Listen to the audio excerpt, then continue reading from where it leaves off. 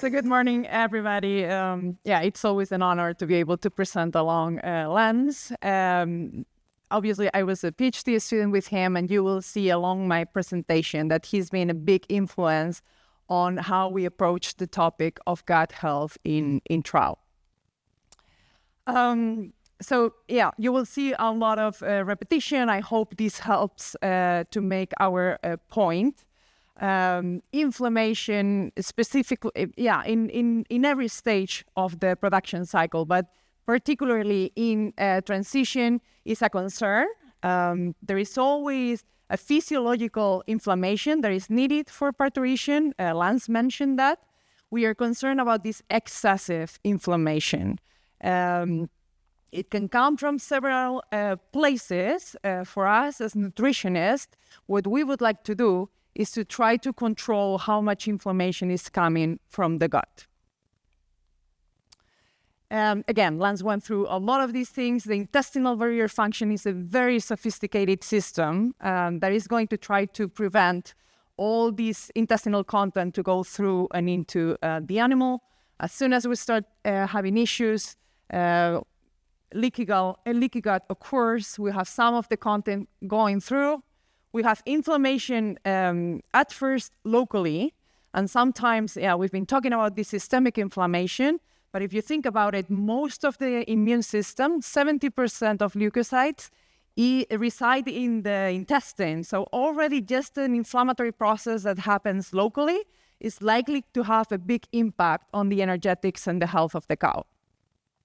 But then, as Lance mentioned, it goes to the liver, and if it bypasses its detoxification mechanisms, we can start seeing it in blood, in what we call systemic inflammation. Lance talked about how inflammation is concerning because of its relationship with disease, maybe causing some of these metabolic diseases, but it also has a very high cost from a nutrient and energy point of view. You've seen this early lactation cow has a big push to produce milk, but it's still some of the resources are going to be deviated toward the immune system. So there is all this metabolic adaptation to try to funnel resources toward the immune system for survival. When I was a PhD student in Iowa, we did this experiment trying to account how much glucose the immune system requires during immune activation. And we measure glucose because when these immune cells become activated, they almost exclusively use glucose. So we did this LPS challenge that Lance have been talking about. We infused LPS IV in the vein, and we followed blood glucose levels. And this red curve is super typical. So we first see a hyperglycemic response. This is mainly glycogenolysis. The cow is trying to put as much glucose out there in the system for this immune response. But then as time goes by, the cow develops hypoglycemia, and this is immune cells utilizing that glucose. Without going into the details of the model, we were able to account how much glucose the system required, and this was in the end 1 kilo of glucose in 12 hours of challenge.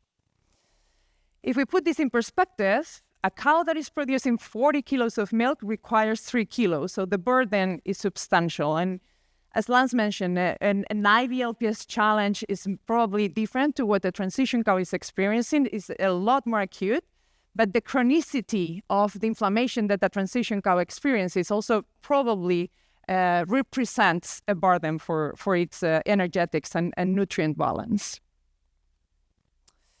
So, to make the point one more time, this is where we are trying to play a role, trying to minimize the amount of inflammation coming from the intestine. Again, as we've heard already, the digestive system is a very sensitive group of organs. Anything and everything is going to have an impact on your intestinal health. If we think of our transition cows, and I have a bias towards dairy, but this also applies to beef, so the arrival to the feedlot, the changes in diet, the stress of transportation, we typically don't see these stresses happening in isolation. These stresses typically stack up. We have an accumulation of several of them at the same time. But today, because probably is the one that has been the best study, I will focus on the effect of diet on the gastrointestinal tract of ruminants, and mainly discussing the effect of high-grain diets, both the lactation ration, the feedlot ration.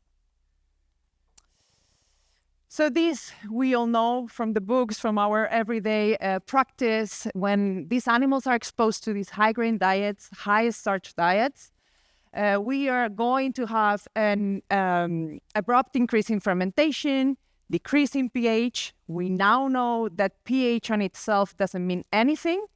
And we really need to look at other factors to see whether this is a problem or not.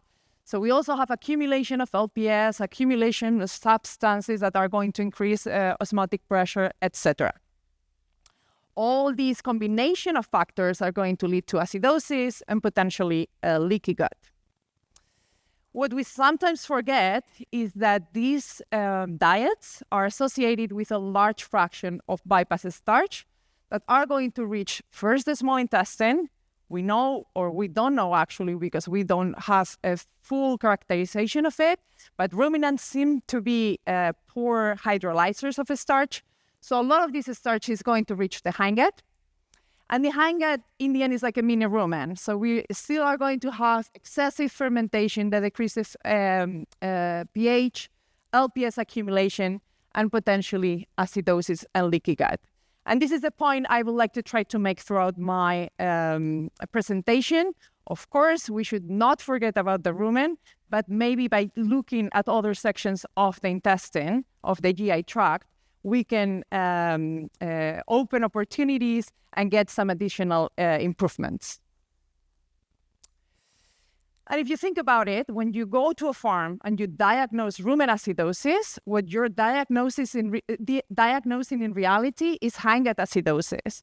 So when we see the mucin cast, the frothy feces, sometimes in very extreme cases, the fresh blood, in reality, we are diagnosing hindgut acidosis. These are all signs of hindgut issues, secondary to a rumen problem, most likely. But think about it. What you're truly diagnosing is hindgut acidosis in these situations.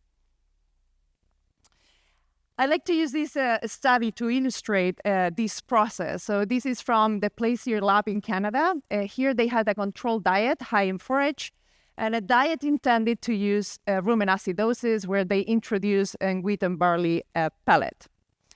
In these graphs, the green bar represents the high-grain diet, the blue bar is the control. And if we first look at the rumen, you can see exactly what you would expect: a decrease in rumen pH, increase in rumen LPS. But the interesting part is that they followed other sections of the intestine. They were able to measure these parameters both in the cecum and in feces, and the picture is very, very similar.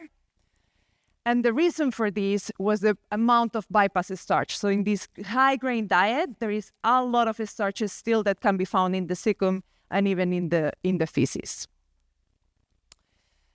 But yeah, it looks like a little bit of a linear process when I'm explaining this with this type of graphs.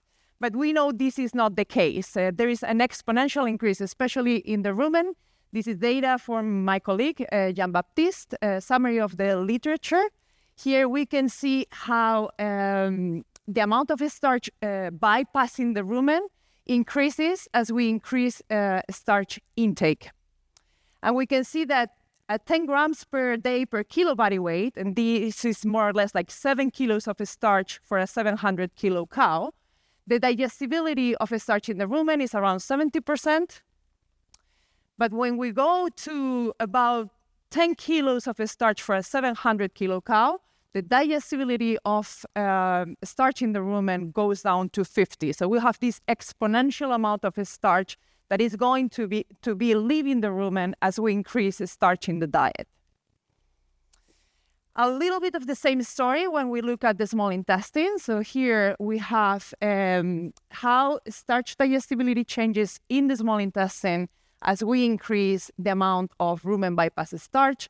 And you can see that the more starch that reaches the duodenum, the more the digestibility decreases in the small intestine. So ultimately, we have this exponential increase of starch reaching the hindgut. Interestingly, the hindgut has quite a big capacity for starch fermentation, and this is what this is showing. The blue line is starch digestibility along the whole post-rumen. You see there is a slight decline, but it remains quite high. And this difference between the small and the two lines is basically that, the compensatory effect of the hindgut. But what does this hindgut acidosis or this increased fermentation of starch in the hindgut mean for the cow, for the performance, for the health? I already told you we don't fully understand it yet, but I'll try to show you the evidences that we have available and the work we've been doing. This is also work from Sanz's group. In this case, they measured a fecal pH in cows weekly around Kelvin. Here we're using fecal pH as an indicator of hindgut fermentation, so it makes sense that the more fermentation that it's taking place in the hindgut, the lower this fecal pH is. And what they did is retrospectively, they separated these cows in two groups. There were a group of cows represented by the red line that were able to keep their fecal pH relatively stable around Kelvin. There was a group of cows represented by the black line that had a big change in fecal pH from prepartum to postpartum. So this potentially can indicate that these cows are having trouble to adjust through transition from a digestive point of view. And in the end, they're having more starch reaching the hindgut. And it's worth mentioning that these are cows in the same experiment, in the same conditions, eating exactly the same diet. So this is individual variation within the same management conditions. Well, when we look at the performance of those animals, the animals with the biggest change in fecal pH were eating less, and were eating less even before Kelvin. Milk production was not different, but at least numerically, it looks like those animals were also producing less milk. And it's interesting because when we look at some of those inflammatory parameters, these acute phase proteins described in the previous presentation, those cows with the biggest change in fecal pH were also more inflamed. So this is only correlation. We've been talking a lot about correlation and causation. These are just associations, but yeah, at least it stimulates us to look a little bit farther into it. So in our facilities, we did our model of hindgut acidosis. What we wanted to study were the consequences of hindgut acidosis independently of the rumen. We do this thanks to our fistulated cows. So we use these animals, so we are able to do infusions directly into the abomasum. This way, we are only interfering with the post-rumen sections. We are not having an effect on the rumen. What we did in these experiments, we had two periods, a control period where we infused saline, this served as a baseline, and then a second period where we were infusing almost 3 kilos of cornstarch directly into the abomasum every day for 3 days. The model was quite successful, we think, at inducing hindgut acidosis. We get a big increase in fecal starch with the starch infusions. This is the green line. And a substantial decrease in fecal pH, almost 1.5 points in a decrease in fecal pH. You see quite a bit of variability, but this was only for cows, but still we reach decent p-values. We also saw that with the starch infusion, we get some degree of intestinal damage. We measured this with the appearance of fecal alkaline phosphatase in feces. This enzyme is meant to be bound to enterocytes and colonocytes. So the fact that we start seeing it in feces suggests mucosal sloughing and mucosal damage. And we also saw an increase or indications for an increase in intestinal permeability. With the same technique that Lance was discussing, the chromium EDTA technique, we see an increase in permeability just from the post-rumen sections. And then we were able to detect D-lactate in blood. D-lactate is a metabolite from microbial fermentation that indicates that some of these products were leaking into circulation. Still, we have some unknowns. Something very surprising is that we didn't see any signs of systemic inflammation in this model. And this is quite consistent among groups. So Lanz has not been able to see inflammation in this type of models. The group here in Wageningen of Jack and Dijkstra has not been able to see systemic inflammation in these models. And this is completely in contrast with the models of rumen acidosis. Those, we can argue whether they are a good model for what we see in the farm or not, but in the lab, very consistently, they induce systemic inflammation. So what's going on there? There are several options. First of all, inflammation might not be there. I have a hard time believing this based on our data of intestinal damage, increased intestinal permeability. Maybe this inflammation resolves locally. The hindgut has a very robust immune system, so maybe it's enough to contain the problem, and that's why we don't see it in blood.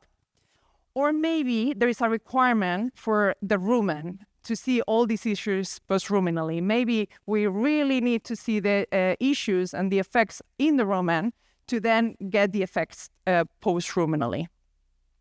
So as Javier says, more research it's needed. But as a twist in the plot, we had this data, again, coming from Lanz's group. This is a model of rumen acidosis. It's a quite aggressive model of rumen acidosis, actually. They were putting 25 kilos of corn straight in the rumen fistula after feed restricting these animals for 16 hours.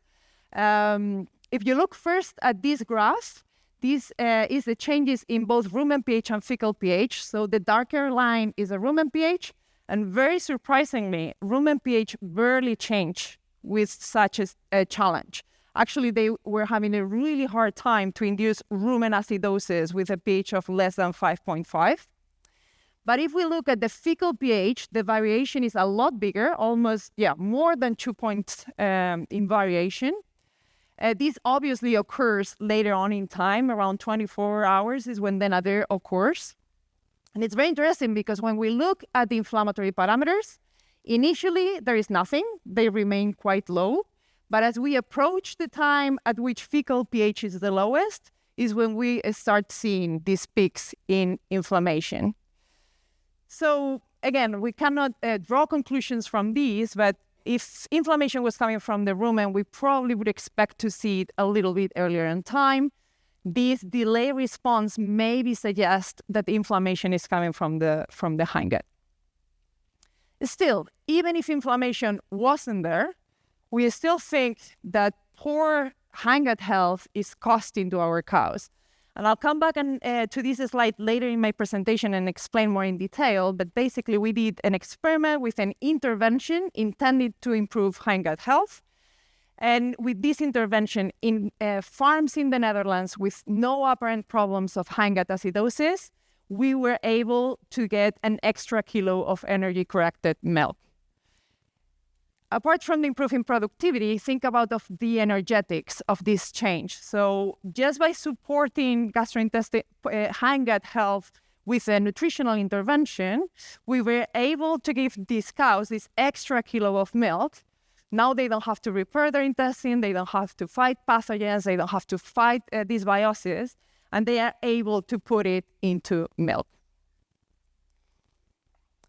And this is what I'm going to be talking about the rest of my presentation, about targeting the hindgut as an option to improve performance and health. In our group, we've worked a lot with post-rumen prebiotics. Just as a reminder, prebiotics is what we feed to probiotics. So it's what we feed to the beneficial bacteria in the gut to support the ecological balance of these animals. We've specifically worked with gluconic acid, and this actually comes from the work of John Dulman. At the time, there was an effort on selecting certain candidates to work with. Based on its characteristics, gluconic acid was chosen. It had been shown in swine that it improved performance and VFA production. This is because by feeding specific bacteria, we managed to transform this to ferment gluconate into different VFAs and ultimately butyrate. And butyrate has different beneficial effects that are well recognized across the species.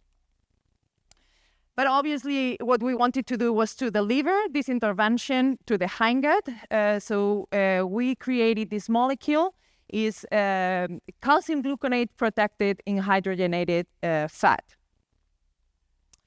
And we've done quite a bit of research with this prebiotic.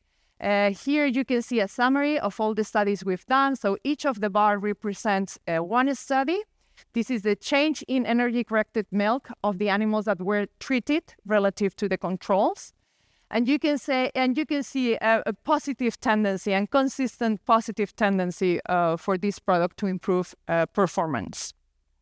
The reason why we express it as energy-corrected milk is because what changes or what improves in these studies changes from condition to condition. So you can see here that sometimes it's milk yield, but the most consistent response is in solids. So each of these arrows would represent one study in which these things changed. Just an example, one of those studies we performed in our facilities in Canada. In this case, gluconate was fed before, in the dry period, in the close-out period, and throughout lactation. And mainly in the multipurpose cows, we saw an improvement of 7.5% in energy-corrected milk, mainly concentrated in early lactation. This is another study where we were trying to separate the effects of feeding gluconate prepartum and postpartum. So we set it up as a 2-by-2. In the close-up period, half of the animals received control, the other half received the fat-embedded gluconate, and then they were further split during lactation. When we look at the effect of gluconate postpartum, we got the production results that we had been observing before, so tendencies for improved fat, for improved protein yields. But what was very interesting to see was that when we feed gluconate before calving, we saw some improvements in reproduction. The animals, the first service happened a few days before in the animals receiving gluconate, and confirmation of pregnancy also happened earlier. Obviously, this experiment was not set up to look specifically at reproduction, and more research is needed, but it's still indications of how supporting this hindgut health, it's giving us extra energy, extra health that we can funnel to different functions. And again, it's the easy metric is production, but we can imagine the influence of this type of interventions in other aspects of the animals. And we go back to this slide with the study here in the Netherlands. We really like this study because in this case, we used farm as experimental unit. This is what we call our level 3 research. In this case, we are not looking at the individual animals. What we do is that we do our interventions at the farm level. So the whole farm will be getting whatever intervention independently of taste in milk, independently of parity, independently of all these things. This was done in collaboration with our colleagues of Trout Nutrition Benelux. And what we did here is that we enrolled 6 farms. 3 of them went through a control period followed by a period of supplementation, and the other 3 farms did the opposite in a crossover design. And with this approach, we saw that the animals increased, the animals receiving gluconate were producing more milk, 1 kilo a day. In this case, we saw an improvement in protein, an increase in 0.4% and 55 grams per day. And ultimately, this translates in 1 kilo extra of energy-corrected milk. And again, it's very interesting that we see the production response with this product, but the whole concept of the energetics of it, how by supporting hindgut health in places where apparently there were no issues, we are able to divert extra energy toward our productive purposes. How is this working? We were able to corroborate some of the swine data. We see increases in VFA production, volatile fatty acid production in different sections of the GI tract. And we've also done some microbiome work. I'm not a microbiologist, sorry, but what we are told from the experts is that we were impacting some of the beneficial bacteria, some of them with roles in butyrate production. All this work has been published, so if you want to look further into it, these are all the titles we have out there about it. And with this, I made it to the end of my presentation. We've talked the whole morning on how the GI tract, the gastrointestinal tract, is challenged by multiple factors. Anything and everything you can think of on farm is very likely to have an impact on your gastrointestinal health. Leaky gut can be a source of inflammation, and what our goal here is try to prevent some of this inflammation, trying to minimize systemic inflammation in these animals. And inflammation is a costly process from an energy and nutrient point of view, but we also see this association with disease, maybe this causing these diseases. The hindgut goes through similar process as the rumen when it comes to acidosis and these high-grade diets. We still don't know whether the hindgut is a source of systemic inflammation, but I think we have enough evidence to say that poor hindgut health is costing our cows. It's been a burden for our cows. And this actually opens an opportunity for us, for nutritionists, for interventions, for changes in management, for the utilization of tools like the prebiotics we've been discussing. And with this, I would like to thank you for your attention. Okay. Thanks very much, Victoria. Well done, and you actually caught us up on time. In fact, we do have some time for a question or two. Do we have a microphone? Or I can lean very close to you and you can talk in the mic, Mina. Artem, if you want to come up here for Mina, I can pass it to him too.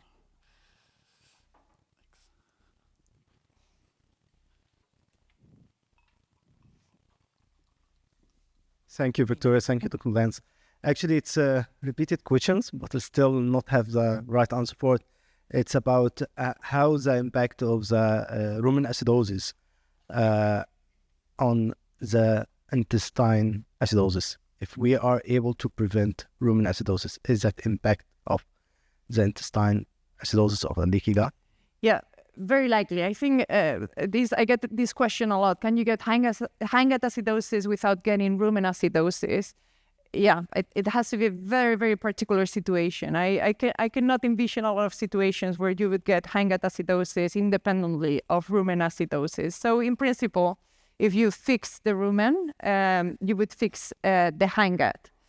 That being said, we are seeing more and more that rumen acidosis is not only a disease of the rumen. It's very likely that factors like what Lance was mentioning, a cow being sick for other reasons, is going to have an impact of our rumen acidosis. And in that case, it's really not an impact only in the rumen, it's an impact on the whole gastrointestinal tract. So sometimes, we look at it's a little bit simplistic to say we fix the rumen and then we fix the hindgut.